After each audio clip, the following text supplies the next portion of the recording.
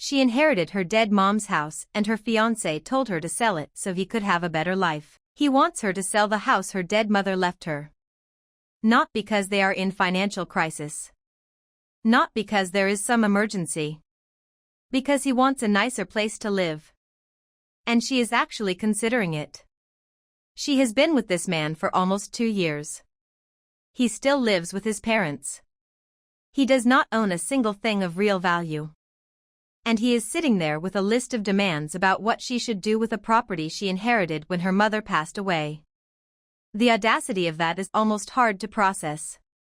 Let us go back to the beginning because the full picture of this situation is something that needs to be laid out carefully.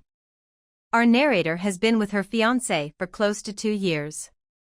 They are both neurodivergent, both have had challenges with steady employment, and they are both trying to figure out their next steps in life. On the surface, that sounds like two people navigating the same kinds of struggles together, which is exactly the kind of thing a relationship is supposed to help with.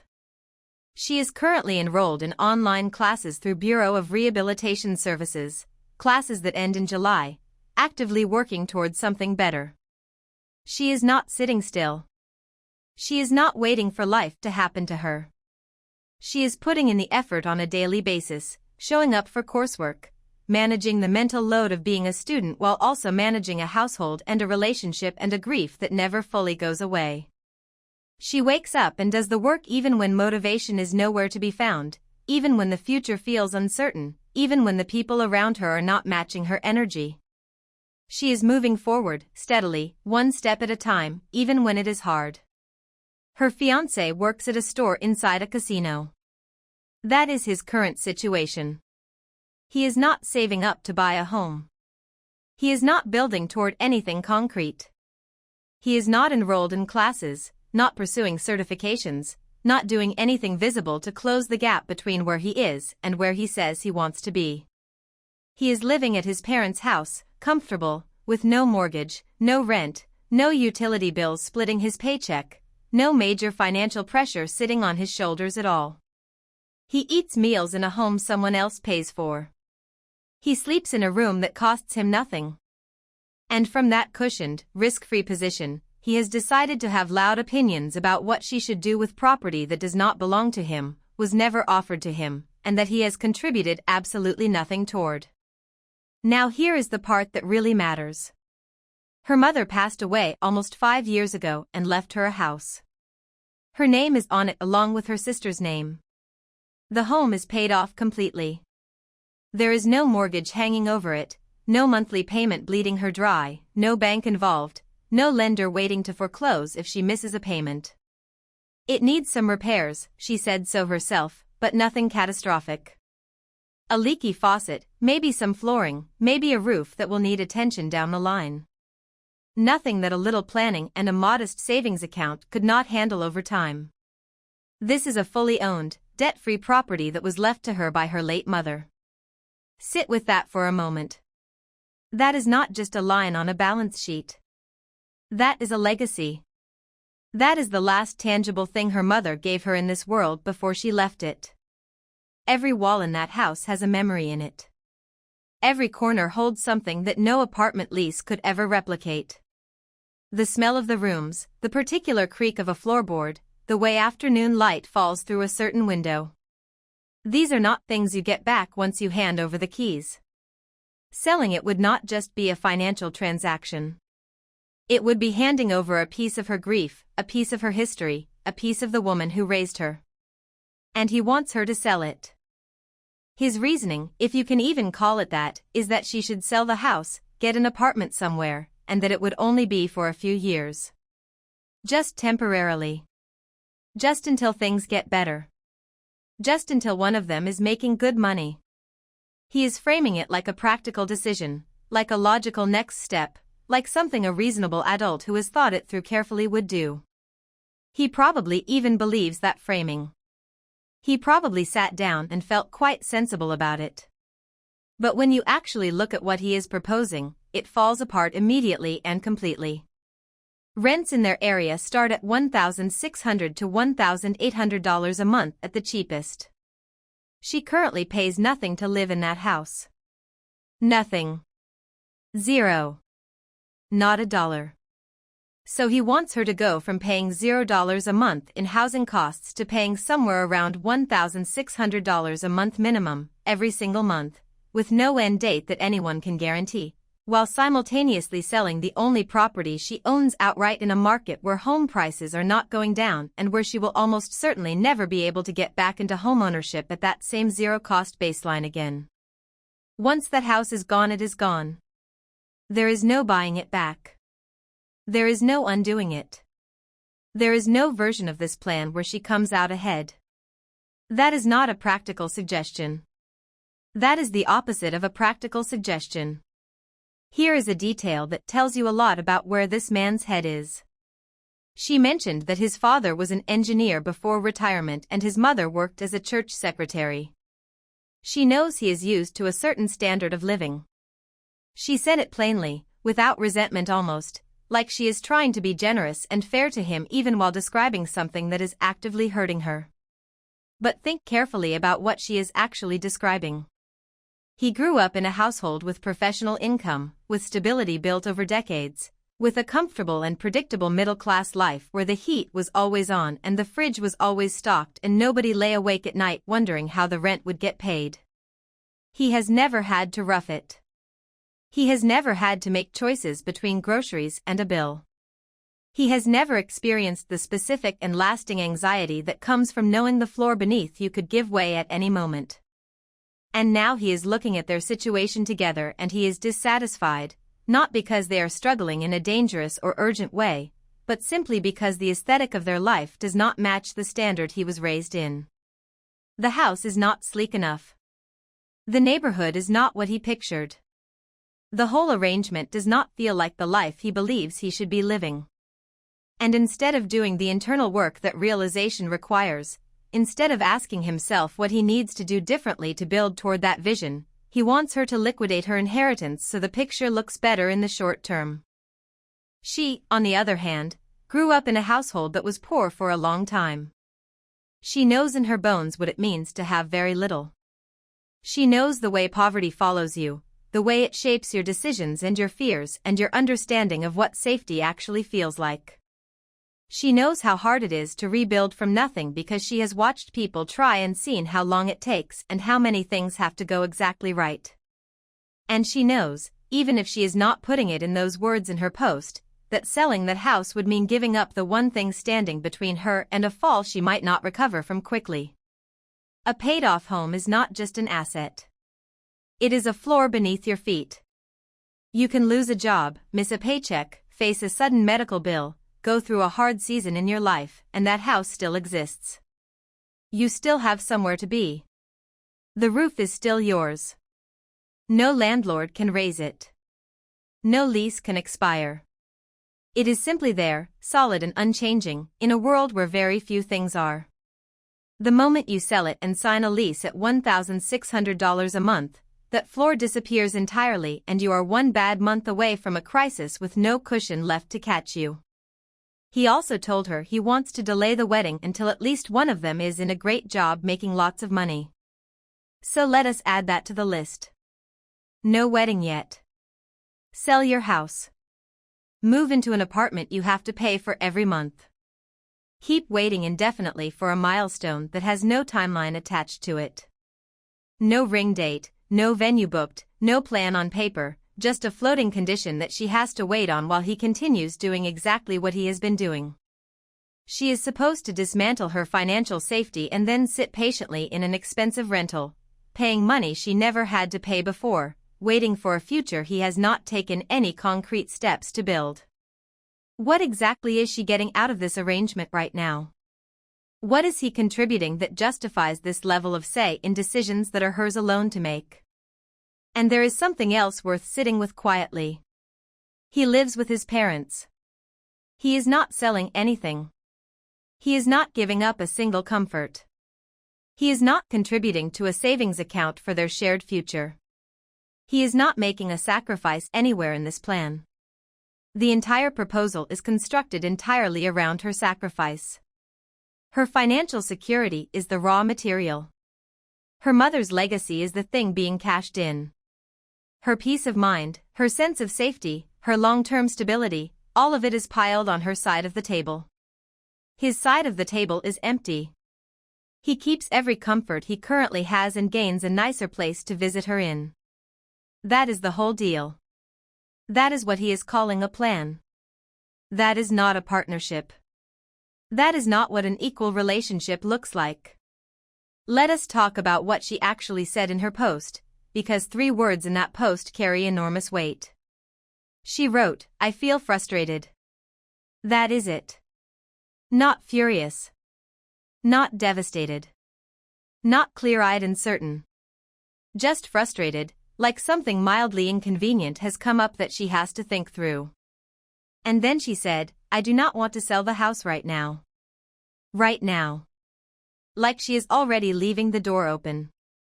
Like she is already softening the boundary before she has even fully drawn it, already padding the edges of her own no so that it does not feel too definitive, too confrontational, too final. That small, quiet hedge is the most important thing in the whole post. Because it tells you where her head is. It tells you she is already in the mental posture of someone managing his feelings about her decision rather than simply making her decision and standing in it. She is already doing the emotional labor of making sure her no does not land too hard on him. She is protecting him from the discomfort of her boundary even as she is trying to hold it. Because here is the thing about a man who asks his fiancée to sell her dead mother's house so they can afford a nicer apartment. That request does not come from nowhere. It comes from a specific way of seeing the relationship, a specific belief about whose needs take priority, whose comfort matters more, whose future is worth protecting. And if she says yes, if she sells that house and signs that lease and starts paying rent she never needed to pay, she will not just be losing the property. She will be sending a message that will echo through every hard conversation they ever have after that. She will be teaching him exactly how much she is willing to give up when he applies pressure. And he will remember that lesson every time he wants something she is hesitant to give. She deserves so much better than a man who looks at her inheritance and sees a problem to solve. She deserves someone who looks at that house and says, "How do we protect this? How do we build on this? How do we make this work for both of us?" Someone who looks at a debt-free property and feels grateful, not resentful. Someone who sees her security as something precious worth guarding, not a resource to liquidate for a temporary upgrade in lifestyle. She has been through enough already. She lost her mother. She grew up knowing what it felt like to have almost nothing. She has been working steadily and quietly to build something more stable for herself, taking classes, showing up, moving forward even when it costs her energy she does not have to spare. And the man she is engaged to, the man who is supposed to be her partner and her safe place and the person who has her back when the world gets hard, is asking her to tear down the one solid thing she has managed to hold on to through all of it. Her answer should be no. Not right now, no. Not let us revisit this later, no.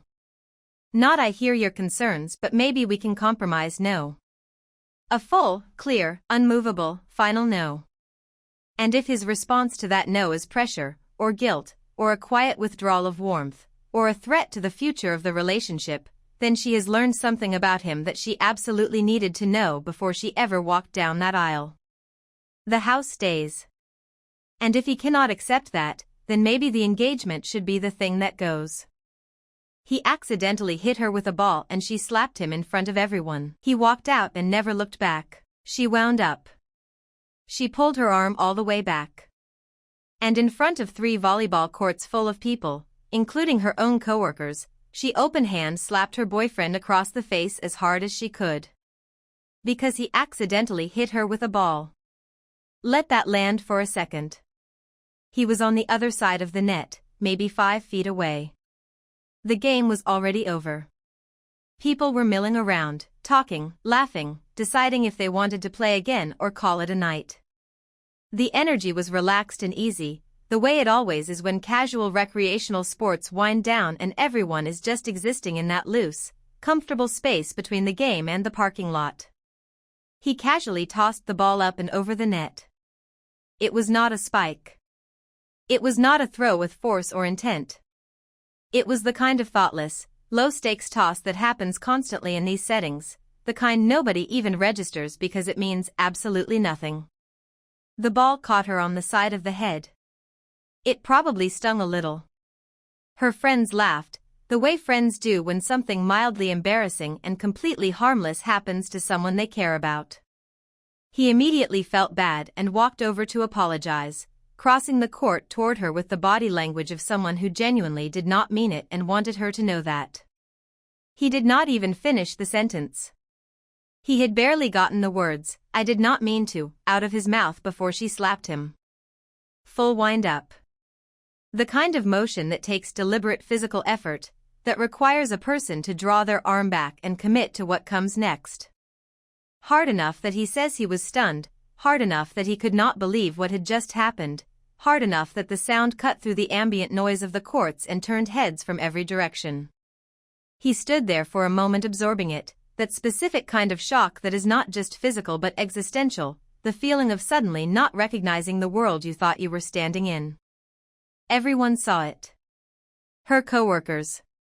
Strangers on the other courts. Everyone. And her justification?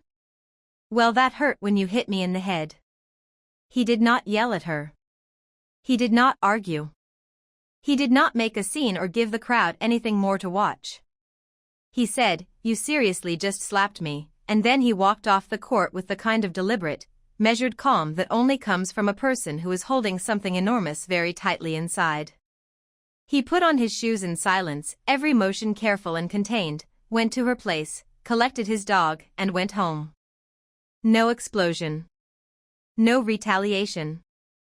Just a quiet exit that said everything without a single word. That level of composure after something like that is honestly remarkable, because most people would have completely lost it. Most people would have said things they could not take back. He did not. He just left. He sat in that house for hours. No call from her. No text. Nothing.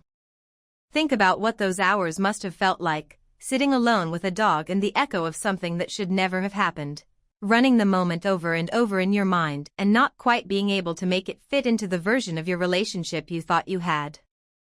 8 months into this relationship and she hit him in public, humiliated him in front of her own coworkers, and then said nothing for hours. The silence after violence is almost its own kind of statement. She was not scrambling to fix things. She was not horrified by her own behavior, not frantically texting apologies or showing up at his door sick with regret. She just went home and went quiet, which tells you a great deal about how seriously she was taking what she had done. Now here is where some people would say, well, it was just a reaction, she was surprised, she did not mean it either. And sure, a flinch is a reaction. A gasp is a reaction. Pulling your hand back all the way and slapping someone with full force in front of a crowd is not a flinch. That is a choice. That is the body executing an action it decided to take, however quickly the decision was made. There is a meaningful difference between an involuntary jerk of the limbs and a deliberate, winding, full-force slap that has a beginning, a middle, and an end. She chose that response. She chose it in real time in front of witnesses. She just did not expect to have to answer for it. When she finally did reach out, it was to invite him to dinner to talk. And she talked. A lot, apparently. He said she said pretty much everything under the sun. Explanations, probably. Justifications, likely. Apologies, maybe, wrapped inside enough qualifying language that they barely counted as apologies at all. He sat across from her and he listened to all of it, which itself takes a particular kind of patience and emotional control. He let her finish. He did not interrupt her or argue with any of it. And then he said something that shows you exactly who he is. He told her he had never had violence in a relationship and he did not plan to start now. That was it. No screaming. No list of grievances. No lengthy speech about what she had taken from him. Just one clean, clear statement of his values and where his line was, delivered with the quiet certainty of someone who had already made peace with the decision before he sat down. Then he grabbed his stuff, including his fancy glass Tupperware, which, honestly good for him, and he walked out while she cried and rambled. He did not waver. He did not let the tears pull him back into a conversation that had already reached its only honest conclusion. He just left. That is the right call. Full stop. Because here is what would have happened if he had stayed. She would have apologized, things would have been emotional and raw and intense for a week or two, and then life would have returned to something resembling normal. They would have gone back to dinners and weekends and the dog and all the small comfortable rhythms of 8 months together. And somewhere in the back of both their minds would be the memory of that moment on the volleyball court. He would always know she was capable of it. He would feel it every time tension crept into a room, every time her voice went sharp, every time an argument started to climb. She would always know she got away with it once, and that knowledge has a way of lowering the threshold for what feels acceptable the next time. That quiet awareness would reshape the entire relationship from the inside, invisibly, until the next time things got tense enough and her hands remembered what they had done before. Violence in a relationship does not stay in the moment it happens. It spreads backward and forward in time. It changes how you remember everything before it and how you approach everything after it. He understood that. He named it clearly and he acted on it without hesitation. 8 months in is early enough to walk away cleanly. Early enough that there are no shared leases, no major financial entanglements, no years of history that make the exit feel impossible or unbearably costly. He had his dog. He had his stuff. He had his dignity. He left with all three. Some people in the comments of posts like this will try to find the nuance. They will say, well, we do not know her mental health history, we do not know her upbringing, we do not know if she was already having a terrible day before she ever set foot on that court. And look, maybe all of that is true. Maybe there is context that makes her behavior more understandable on a human level, that explains the hair trigger, that sheds light on where that response came from. But understandable is not the same as acceptable. You can have genuine compassion for why someone does something and still hold a firm, unmovable line about what you will not accept in your own life. He is allowed to feel for her and still refuse to stay. He is allowed to wish her well from an enormous distance. Both things can be true at the same time, and holding both of them simultaneously is actually a sign of real emotional maturity. He handled this with more grace and clarity than most people twice his age. He did not match her energy. He did not retaliate in the moment or poison the aftermath with cruelty. He did not beg or threaten or drag it out into something ugly that would have cost them both more than it needed to. He said his piece, he picked up his things, and he walked out of a situation that would have cost him far more if he had stayed in it. That is not coldness. That is self-respect in action. Drop a comment below telling me which story made your blood boil more, because both of these were a lot. If you made it this far, go ahead and hit that like button and subscribe so you never miss one.